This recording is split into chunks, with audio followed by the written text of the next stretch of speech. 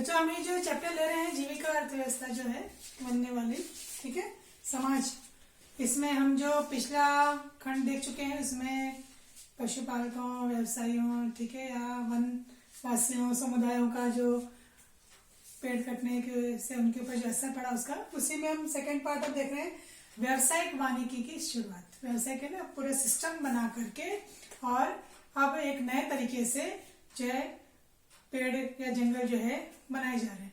तो पिछले हमने जो खंड में पढ़ा था कि अंग्रेजों को ये बात की चिंता हो गई थी कि जिस तरह से जंगल में लकड़ियां काटी जा रही हैं, एक तो देखिए उनके खुद के उपयोग के लिए, देखिए जहाज बनाने के लिए लकड़ियां निर्यात की जा रही थी, रेल पटरियों में जो स्लीपर है उनके लिए जो है लकड़ियां काटी जा रही थी, और स्थानीय लोग जो अपनी आवश्यकताओं के लिए जो है लोग काट रहे थे, उसके लिए ये आवश्यक थे लकड़ियां, इनके लिए जो थी वो जंगल की कटाई आवश्यक थी। पर जंगलों की कटाई से अंग्रेजों को एक चिंता भी हो रही थी कि जिस तरह से स्थानीय लोगों के द्वारा इसका उपयोग किया जा रहा है, अंधाधुंध जो है पेड़ काटे जा रहे हैं, व्यापारियों के द्वारा भी जंगलों की कटाई की जा रही है अपने फैक्ट्रियों के लिए, उद्योगों के लिए, ठीक है, तो वो एक चिंता का विषय हो गया था। तो ऐसे समय में इन्होंने इस बात पर चर्चा करने के लिए, विचार करने के लिए एक विशेषज्ञ जो इनके थे, ठीक है, जर्मन विशेषज्ञ, इनको बुलाया, जिनका नाम था डायट्रिच ब्रेंडिस, एक जर्मन विशेषज्ञ जो इनके सबके बारे में जानते हैं। और इनको यहाँ पर पहला वन महानिदेशक में एक बड़ी पोस्ट है, उसको जो इनको दिया गया, सौंपा गया, पहले वन महानिदेशक इनको बनाया गया। तो ये जो जर्मन विशेषज्ञ जो थे, जर्मन से आए थे, इन्होंने एक बात महसूस की। इन्होंने क्या महसूस किया कि संरक्षण, ये जो विज्ञान है, मतलब इनका पेड़ पौधों का, जंगलों का, ये जो जिस तरह से अंधाधुंध उपयोग हो रहा है, इसको संरक्षित किया जाना चाहिए, इनको एक जो है संभालना चाहिए। तो इसके लिए एक प्रशिक्षण की आवश्यकता है, प्रशिक्षित होना इसमें जरूरी होगा। तो इसके लिए उन्होंने कहा ये जो प्रबंधन करना है, जो मैनेजमेंट करना है, उसके लिए एक व्यवस्थित एक तंत्र विकसित करना पड़ेगा, मतलब एक पूरी योजना बना करके कार्य करना पड़ेगा। और इस योजना के लिए क्या होगी, अब कानूनी मंजूरी लेनी पड़ेगी, मतलब सरकार का दखल इसमें होगा। कानून के तहत, नियम कानून जो होते हैं उसके तहत जो है अब ये पेड़ों की कटाई होगी। अब कोई भी बिना मतलब के पेड़ों को नहीं काटेगा, और जो इसकी अवहेलना करेगा, अवमानना करेगा, मतलब जो ये नियम कानून नहीं मानेगा, उसको फिर दंड भी दिया जाएगा। तो जितने भी उपयोग संबंधी नियम थे कटाई के, ठीक है, उसके लिए क्या किया गया कि पशुओं के चराने पर, पेड़ों को काटने पर पाबंदी लगा दी, ताकि जंगलों का विनाश होने से रोका जा सके। और जो है पाबंदी लगा करके जंगल जो है अब किसके लिए हो, लकड़ी उत्पादन के लिए आरक्षित हो, मतलब लकड़ी का और उत्पादन करना है, ना कि इनका विनाश करना है। तो मतलब पेड़ अगर काटे जा रहे हैं, ठीक है, तो उनको वापस लगाना भी है। तो यहाँ पे अब दूसरे काम जो होते हैं, पशुओं को चराने का काम हो रहा है या पेड़ों को काटा जा रहा है, ये सब क्या हो जाएंगे, बंद हो जाएंगे। और जो इस प्लान जो चल रहा है उसकी अगर अवहेलना करता, अवमानना करता है, तो उसको भी क्या मिलेगा, दंड मिलेगा। मतलब अभी भी अगर आप देखते होंगे वर्तमान में भी, अगर कोई पेड़ काट करके लेके जा रहा है, कटे हुए हरे हरे पेड़, ठीक है, तो एक बार कहीं पे उसको रोका भी जा सकता है, पूछा भी जा सकता है। अगर वो संतुष्ट नहीं जवाब देता है तो उससे फिर जो कड़ाई से पूछताछ भी की जा सकती है, कहाँ से काट के लेके आ रहा है, क्योंकि पेड़ों को काटना जो है वो उसकी पूरी जानकारी देनी पड़ती है, किस पर्पज से काटा गया, कहाँ से लाया जा रहा है। तो यहाँ पर भी ये स्थिति बन गई थी कि अब कोई भी इस तरह से पेड़ नहीं काट सकेगा। फिर ब्रेंडिस ने क्या किया, इसके अलावा आप देखिए, उन्होंने 1864 में भारतीय वन सेवा की स्थापना की। फिर 65 में भारतीय वन जो था अधिनियम सहयोग का इन्होंने जो है बनाया।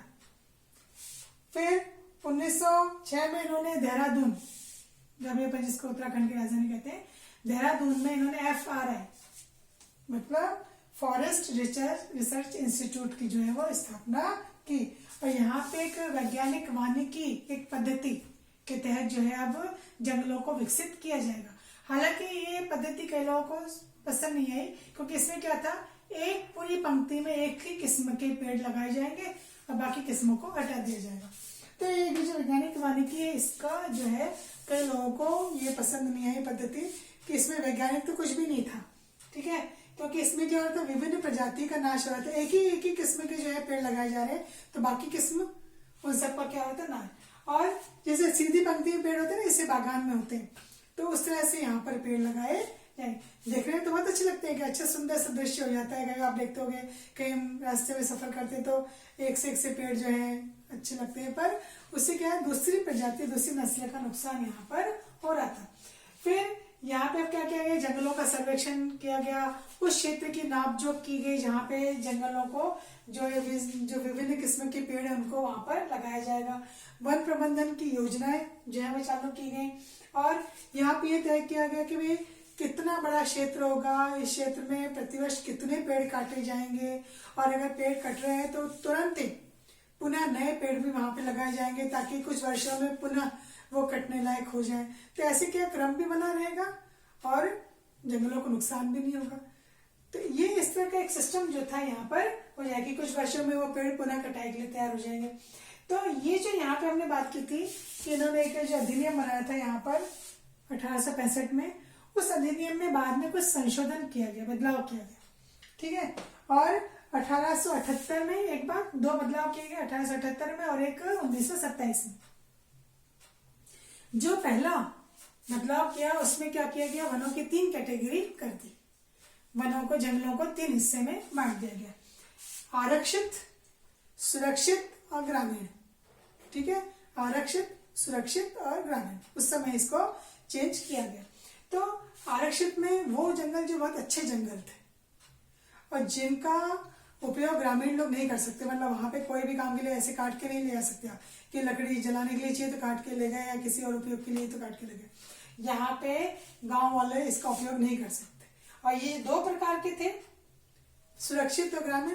इनका उपयोग ग्रामीण अपने ईंधन के लिए, ठीक है, या अपने घर के काम के लिए इसका उपयोग कर सकते थे।